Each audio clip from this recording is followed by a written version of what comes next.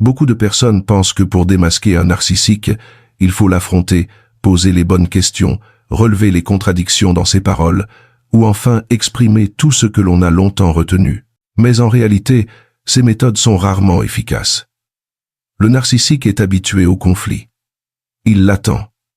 Et il s'en nourrit. Ce qui le révèle véritablement se produit dans un moment très silencieux, un instant qui ne dure qu'environ 5 secondes. Ce moment survient lorsqu'il vous provoque de la manière habituelle. Une remarque piquante, une moquerie déguisée en franchise, une petite poussée destinée à susciter votre réaction. Et au lieu de répondre, au lieu de vous expliquer ou de vous défendre, vous vous arrêtez. Sans dramatisation, sans chercher à prouver quoi que ce soit, juste assez longtemps pour qu'il sente que quelque chose ne va pas. Dans ce bref silence, l'interaction se désaccorde. Vous ne le défiez pas, vous vous retirez de l'échange. Et c'est précisément là que le dévoilement commence. Une personne psychologiquement saine peut tolérer le silence. Elle peut se sentir légèrement mal à l'aise, mais elle reste stable. Le narcissique, lui, ne le peut pas. Le silence crée un vide, là où devrait se trouver le sentiment de contrôle. Lorsqu'il n'y a plus de réaction émotionnelle immédiate de votre part, il perd ses repères. Il ne sait plus quelle est sa place, comment il est perçu, ni s'il compte encore dans cet instant précis. Ce n'est pas une théorie, c'est un comportement observable. Vous verrez l'agitation, l'escalade, le besoin urgent de récupérer votre attention. Ces 5 secondes révèlent ce qu'une année de dispute ne parvient pas à montrer. Cette personne a-t-elle besoin de lien ou a-t-elle besoin de pouvoir? Au moment précis où vous ne réagissez plus, quelque chose de subtil mais fondamental se produit à l'intérieur du narcissique et au départ, cela ne se joue pas au niveau émotionnel, mais au niveau neurologique. C'est un aspect dont on parle très peu. Le narcissique n'est pas seulement avide d'attention. Son système nerveux s'est habitué à dépendre de stimulations externes pour maintenir une stabilité interne. Votre réaction n'est pas qu'une validation, elle est une régulation. Lorsque vous cessez de répondre, ne serait-ce qu'un instant, ce mécanisme de régulation s'effondre. Au début, rien de spectaculaire. Il s'agit souvent d'un très léger arrêt. Une fraction de seconde durant laquelle il réévalue la situation. Son cerveau cherche les signaux familiers: tension, défense, apaisement, irritation. Lorsque ces signaux ne viennent pas, le système déclenche immédiatement une alerte d'incertitude. À cet instant, le narcissique ne se dit pas « cette personne est calme ». Il se dit « je ne sais plus où je me situe ». Son comportement change presque instantanément, non pas de façon préméditée, mais à travers des réflexes qui précèdent la pensée. Ces réflexes surgissent très vite, car il ne s'agit pas de choix stratégiques, mais de réponses du système nerveux face à la perte de contrôle. Et malgré les différences de personnalité, 3 réactions apparaissent avec une régularité frappante. La première réaction est l'escalade. Il augmente l'intensité pour vous forcer à réagir. Le ton devient plus tranchant, les paroles plus directes. Une phrase autrefois ambiguë se transforme soudain en accusation claire. Ce n'est pas encore de la colère, c'est un besoin de stimulation. L'ancien niveau ne fonctionne plus, alors il augmente le volume. Plus vous restez calme, plus il pousse. Et si vous maintenez votre stabilité, vous percevez très nettement l'urgence dissimulée sous cette façade. La deuxième réaction est l'inversion émotionnelle. Lorsque la pression échoue, il renverse le cadre. Soudain, c'est vous le problème. Votre silence est étiqueté comme froideur, manque de respect ou comportement blessant. Il peut vous demander pourquoi vous agissez ainsi, vous reprocher votre distance ou suggérer que vous manquez de maturité émotionnelle. Ce n'est pas de la confusion, c'est une tentative de reprendre le contrôle en activant la culpabilité. Il suffit que vous expliquiez, justifiez ou rassuriez pour que la boucle redémarre. La troisième réaction est la micro-panique, suivie d'une tentative de reprise de contrôle. C'est la réaction la plus révélatrice. Vous pouvez le voir répéter les mêmes questions, surexpliquer, ou vouloir soudain clarifier la situation. Il vous demande ce que vous pensez, ce que signifie votre silence, ce que vous voulez dire. Certains parlent sans arrêt pour combler le vide, d'autres deviennent brusquement froids. Mais l'objectif est toujours le même, retrouver un point d'appui. Le silence les prive de référence, et sans cette référence, ils ne sentent plus qu'ils existent. Ce qui rend ces 3 réactions cruciales ne tient pas à leur contenu, mais à leur temporalité. Une personne psychiquement stable peut tolérer l'incertitude. Elle peut être inconfortable sans chercher immédiatement à contrôler. Le narcissique, lui, ne supporte pas ce vide. Au moment où il perçoit qu'il n'a plus accès à votre monde intérieur, le masque tombe. Vous n'interagissez plus avec une persona, vous observez un système en panique privé de sa source de carburant. Et voici le point essentiel. Vous ne le démasquez pas en faisant quelque chose. Vous le démasquez en ne participant pas. Lorsque votre réaction disparaît, son comportement parle de lui-même. Vous n'avez pas besoin de nommer, ni d'affronter. Il suffit d'observer. Car une fois ces réactions vues clairement, il est impossible de revenir à l'aveuglement d'avant. Le test des 5 secondes est puissant, mais ce n'est pas un jeu. Les erreurs les plus dangereuses apparaissent lorsque l'on se trompe sur son véritable objectif. Ce silence n'est pas conçu pour provoquer, punir ou affirmer une position de force. Ce n'est pas une manœuvre pour lui donner une leçon. Utilisé avec une intention erronée, il peut se retourner contre vous, non parce que le test est inefficace, mais parce que le narcissique escaladera dès qu'il se sentira exposé. La première erreur consiste à utiliser le silence comme une arme. Beaucoup se taisent, mais le corps reste tendu, le regard dur, la colère comprimée.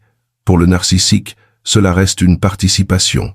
Cela signale qu'il y a encore de l'énergie émotionnelle, un conflit non résolu, une lutte de pouvoir latente.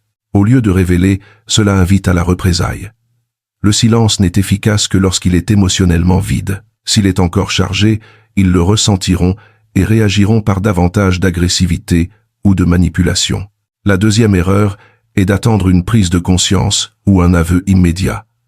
Ce test ne pousse pas le narcissique à reconnaître quoi que ce soit. Il ne crée ni lucidité soudaine, ni responsabilité. Il révèle un comportement, pas une compréhension. Beaucoup se sentent déstabilisés lorsque le narcissique nie ensuite, détourne ou réécrit l'histoire. Cela n'annule pas ce que vous avez observé. La révélation se produit dans les réflexes, pas dans les paroles ultérieures. La troisième erreur est de répéter ce test dans des contextes dangereux.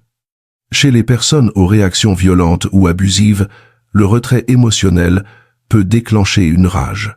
Cela est particulièrement vrai lorsque le contrôle constitue leur principal mécanisme de défense. Si quelqu'un a des antécédents de menaces, de domination ou de violence, ce test ne doit jamais être utilisé seul. La sécurité doit toujours primer. L'identification est inutile si elle vous met en danger. La dernière erreur, la plus subtile, consiste à rester pour analyser au lieu de se retirer. Une fois les réactions observées, vous n'avez plus besoin de preuves supplémentaires. Chercher encore des confirmations vous replonge souvent dans la participation. Ce test sert à orienter vos limites, non à les remplacer. Sa valeur réside dans ce que vous faites ensuite, pas dans la durée de l'observation. Ce silence n'est pas destiné à changer le narcissique.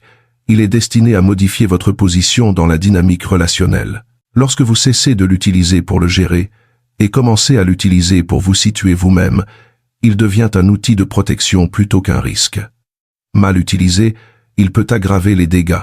Bien utilisé, il dit simplement la vérité en silence, sans débat. Il viendra un moment où vous n'aurez plus besoin du test des 5 secondes. Non parce qu'il ne fonctionne plus, mais parce que vous avez changé. C'est un point que beaucoup négligent. Ce test est un outil d'orientation, pas une stratégie à long terme. Il existe pour vous aider à voir clair lorsque vous êtes encore dans le flou. Une fois la clarté installée, le répéter n'apporte plus rien et peut même vous maintenir psychologiquement lié à l'ancienne dynamique. Vous n'avez plus besoin de ce test lorsque son comportement ne vous déstabilise plus. Lorsque vous pouvez anticiper ses réactions avant même qu'elles ne surviennent, sa fonction est accomplie. À ce stade, observer devient superflu. Ce qui relevait de la découverte n'est plus qu'une répétition. Continuer à tester n'est plus de la lucidité, c'est de la rumination déguisée en conscience. Vous n'en avez plus besoin non plus lorsque votre corps ne se tend plus dans l'attente du choc. Au début, la pause demande un effort. Vous ressentez de la tension, de l'appréhension, parfois même de la peur face à sa réaction. Mais lorsque votre système nerveux se stabilise, la pause n'est plus un acte volontaire, elle devient un état naturel. Le silence n'est alors plus une tactique, mais une manière d'être. Et à ce moment-là, le test devient inutile, car la non-participation est intégrée en vous. Un autre signe est lorsque vos limites n'ont plus besoin de preuves. Au départ, beaucoup cherchent une validation. Est-ce vraiment de la manipulation? Ne suis-je pas trop sensible? Le test semble répondre à ces questions. Mais des limites mûres n'ont pas besoin de légitimation. Elles se fondent sur l'impact, pas sur le diagnostic. Dès l'instant où vous comprenez que votre ressenti compte plus que leur étiquette, le test perd sa raison d'être. Enfin, vous n'avez plus besoin de ce test lorsque votre centre de gravité se détourne complètement d'eux. Le signe le plus clair de maturité n'est pas votre capacité à décrypter le narcissique, mais le fait que vous n'en ayez plus besoin.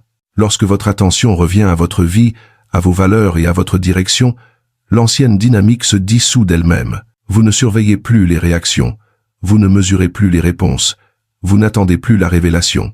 Et dans cette absence d'attention, le déséquilibre de pouvoir disparaît. Ce test n'a jamais été conçu pour vous faire gagner contre quelqu'un. Il a été créé pour vous aider à sortir d'un schéma. Une fois dehors, il n'y a plus rien à tester. Le silence reste non comme un outil, mais comme une paix. Un jour, vous réaliserez que le test des 5 secondes n'a jamais vraiment porté sur l'identification d'un narcissique. Il révèle une incompréhension bien plus profonde que beaucoup entretiennent au sujet du pouvoir. On nous apprend souvent que le pouvoir vient de la persuasion, de l'expression, de l'empathie ou de la force dans la confrontation. Mais dans ce type de dynamique, le véritable pouvoir se situe ailleurs, dans la capacité à garder son monde intérieur intact. Tout le système narcissique dépend du mouvement réaction, oscillation, vagues émotionnelles qu'il peut observer et manipuler. Lorsque plus rien ne bouge en vous, il n'a plus de prise. Voilà pourquoi cette pause le déstabilise. Elle ne remet pas en cause ses paroles, elle remet en cause son accès.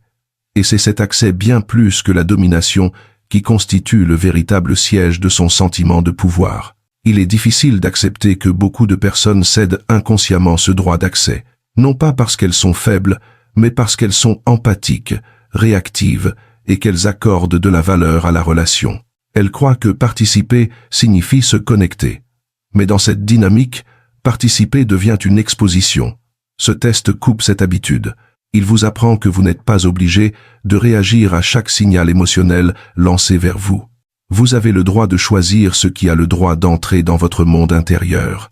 Cette prise de conscience change le cadre. Vous cessez de demander « Comment dois-je gérer cette personne ?» et vous commencez à demander « Pourquoi ai-je été prêt ?» et à entrer dans cette dynamique dès le départ. Ce n'est pas de l'auto-accusation, c'est une reprise de soi, car lorsque vous comprenez ce qui vous rendait accessible, vous obtenez la force de retirer complètement cet accès. Et lorsque l'accès disparaît, le contrôle se dissout de lui-même, sans confrontation. La profondeur du sujet est là. Le silence n'est pas passif. Ce n'est pas de l'évitement. C'est un refus conscient de laisser quelqu'un d'autre réguler votre état intérieur. Lorsqu'il est pratiqué avec lucidité, il devient une forme de souveraineté psychologique.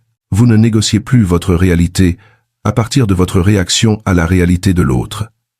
Vous vivez pleinement dans votre propre monde intérieur. Et voilà pourquoi la pause de 5 secondes marque souvent un tournant. Non parce que le narcissique change, il change rarement, mais parce que vous changez. Le centre de gravité du pouvoir se déplace. Vous passez de la gestion du comportement de l'autre à la protection de votre propre système nerveux. Et lorsque ce déplacement se produit, toute l'ancienne dynamique commence à perdre son sens, sans bruit, sans drame, mais de façon irréversible. Lorsque vous ne faites rien, un paradoxe apparaît, le narcissique devient plus obsédé par vous, et non moins.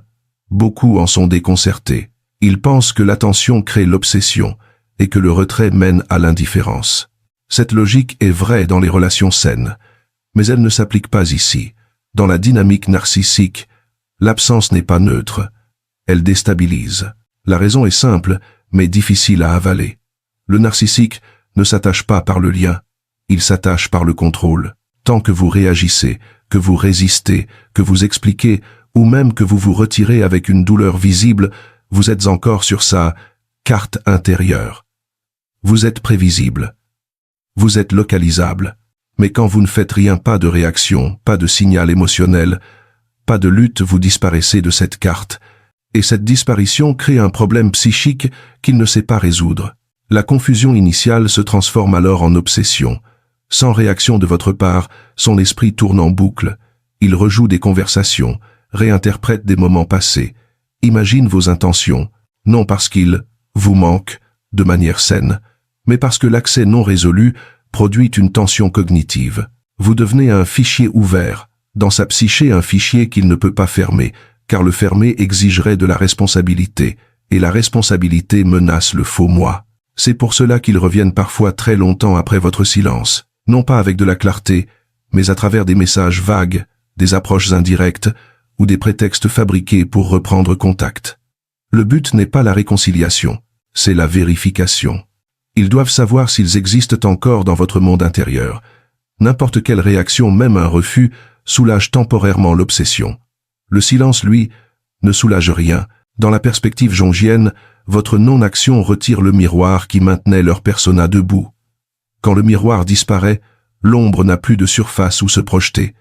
Elle se retourne vers l'intérieur, et ce qui se retourne vers l'intérieur devient obsession. À ce stade, vous n'êtes plus une personne à leurs yeux, vous devenez le symbole de la perte de contrôle, de l'inachevé, d'une identité non résolue. C'est aussi pourquoi, dans leur esprit, vous pouvez être idéalisé, puis rabaissé, en alternance après votre retrait. Tantôt vous êtes celle qui leur a échappé. Tantôt vous êtes réécrit comme quelqu'un de froid, d'insignifiant, d'inutile. Les deux récits servent le même objectif. Protéger l'ego de la vérité selon laquelle il dépendait de votre participation. Votre non-participation rend cette vérité nue, et cela leur est insupportable. Le point central à voir clairement est le suivant. Leur obsession n'est pas un signe d'amour, de profondeur ou d'attachement. C'est le symptôme d'un système incapable de s'autoréguler sans stimulation externe. Votre tranquillité n'obsède pas parce que vous êtes spécial. Elle obsède parce qu'elle retire le mécanisme qui leur permettait de sentir qu'ils existent. Et c'est ici que beaucoup se trompent et se laissent aspirer de nouveau. Ils confondent obsession et lien, persistance et attention, retour et éveil. Mais aucun éveil ne se produit. Cette obsession ne porte pas sur vous. Elle porte sur le vide, que vous laissez un vide non pas parce que vous êtes parti, mais parce que vous refusez de continuer à jouer un rôle dans leur économie intérieure. Votre calme n'est pas effrayant parce qu'il est puissant. Il est effrayant parce qu'il est autonome. Pour le narcissique, un calme qui n'a pas besoin de permission, d'explication, ni de réaction, est quelque chose d'inaccessible, d'influençable, d'impossible à contrôler. Et ce qui est inaccessible devient dangereux. Le narcissique se repère par le chaos émotionnel. Votre colère lui indique où se trouve la limite. Votre tristesse lui indique où se trouve le levier. Votre défense lui montre quoi presser ensuite. Le calme ne lui donne rien, aucun signal, aucun hameçon, aucune entrée. Dans ce silence, il ne peut plus situer sa place dans la relation avec vous et sans point de référence, le sentiment de contrôle se dissout. Ce qui rend le calme insupportable, c'est qu'il n'est pas négociable. On ne peut pas se disputer avec lui. On ne peut pas le culpabiliser. On ne peut pas le contourner par la ruse. Le calme ne se justifie pas et n'a pas besoin de légaliser son existence. Lorsque vous restez posé et sans devenir froid et ni hostile, vous montrez quelque chose que le narcissique redoute au niveau structurel. Vous ne dépendez plus de sa réalité pour réguler la vôtre. Dans le prisme de Jung, votre calme fait s'effondrer le champ de projection. Le narcissique a besoin d'une surface émotionnelle pour projeter son ombre blâme, jalousie, mépris, idéalisation. Quand cette surface se lisse, la projection rebondit vers l'intérieur.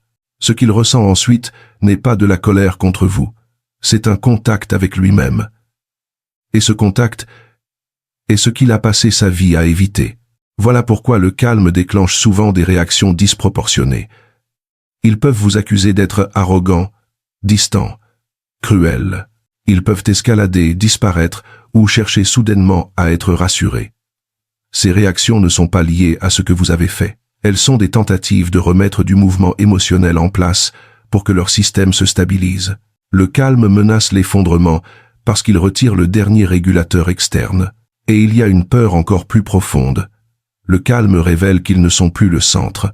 Quand vous n'êtes plus agité par leur présence, le narcissique doit faire face à une possibilité que sa psyché ne supporte pas. Il n'est plus central, plus influent, plus nécessaire. Votre calme transmet silencieusement un message. Tu ne décides pas de mon état intérieur. Pour quelqu'un dont l'identité dépend du fait d'être celui qui décide, ce message est destructeur. La vérité, c'est que le calme n'est pas une résistance passive. C'est l'aboutissement d'un processus de différenciation. Il montre que vous avez repris l'autorité sur votre monde intérieur. Vous ne réprimez pas vos émotions. Vous n'êtes plus gouverné par elles. Et lorsque cet état s'intègre en vous, aucune manipulation ne peut l'inverser. Voilà pourquoi le calme ne met pas seulement fin à la peur du narcissique, il met fin à son levier. Finalement, il existe une vérité incontournable. Le test des 5 secondes n'a jamais été conçu pour exposer le narcissique aux yeux du monde. Il a été créé pour révéler cette dynamique à vous-même. Il vous montre, dans le silence et sans dramatisation, ce qui se produit lorsque vous cessez d'autoriser votre système nerveux à devenir un refuge pour l'autre. Vous ne les avez pas vaincus. Vous n'avez pas été plus malin qu'eux. Vous n'avez remporté aucune bataille psychologique. Vous êtes simplement devenu indisponible pour un système qui a besoin de votre participation pour exister. Et lorsque cette participation cesse, tout ce qui vous troublait autrefois devient soudain limpide. L'obsession, l'escalade, la peur face à votre calme, rien de tout cela n'a jamais été une question d'amour ou de perte. Il s'agit de régulation, d'accès, d'un faux moi incapable de tenir debout sans un miroir extérieur. Lorsque vous retirez ce miroir, le système ne s'effondre pas dans le fracas. Il s'estompe, lentement, inévitablement. Ce que beaucoup ne voient pas, c'est ceci. La guérison n'est pas un acte de confrontation, c'est un acte de retrait. Non pas un retrait de la vie, mais un retrait des rôles que vous n'avez jamais été destiné à porter. Vous cessez d'expliquer. Vous cessez de prouver votre réalité. Vous cessez de réagir uniquement pour être compris. Et c'est précisément dans cet arrêt qu'il se produit quelque chose d'irréversible. Vous revenez à vous-même. Le moment où vous n'avez plus besoin de tester, d'analyser ou de décrypter l'autre est aussi le moment où vous sortez de sa portée. Le silence n'est plus une stratégie. Le calme n'est plus une défense. Ils deviennent votre état naturel. Et depuis cet espace, il n'y a plus rien à dévoiler, parce qu'il n'y a plus rien qui ait du pouvoir sur vous.